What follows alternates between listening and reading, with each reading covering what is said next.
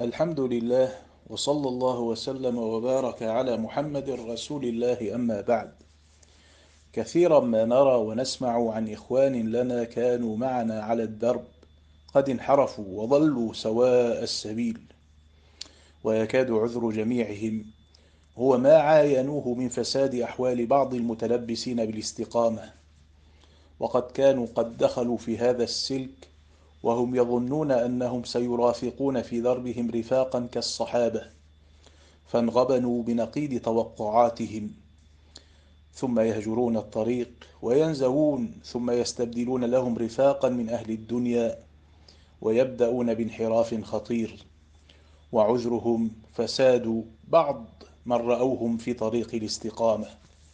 ومع نكد دعواهم وصدقها حينا وتضخيمها أحيانا وتزيين الشيطان لها، إلا أن هذا الأمر عند المخلصين مدعاة لثبات الأقدام والسعي الحثيث في إبراز نماذج تصلح للاقتداء والتأسي. فعندما يبتلى الصادق المخلص بوجود المزيفين أو الذين لم يتخلصوا من براثن جاهليتهم ومن شرور أنفسهم، فيحصل له من الصدمات بمن يظن بهم الكمال ما يعصف بفؤاده ويخلخل ثباته، والواجب عليه أن يعتصم بالله ويستحضر الإخلاص الذي ينجيه في هذه المواقف العاصفة، ليتذكر بإخلاصه أنه ما سلك هذه السبيل إلا للوصول إلى الله ومرضاته، فالقاصد وجه الناس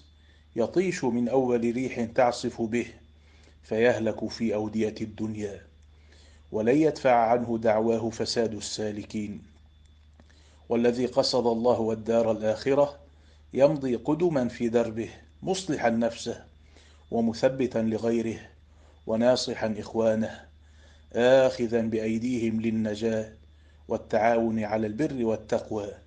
فكم من سالك متأخر قد سبق من تقدمه بعقود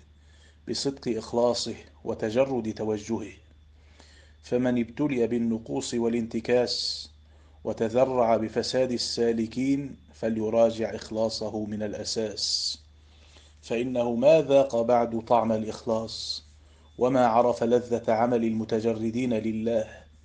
مع ما فيهم من هنات ونقص يسعون لسده، مع قلة المعين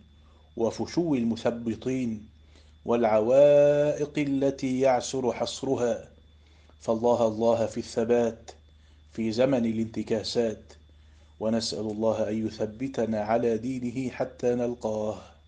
والحمد لله رب العالمين.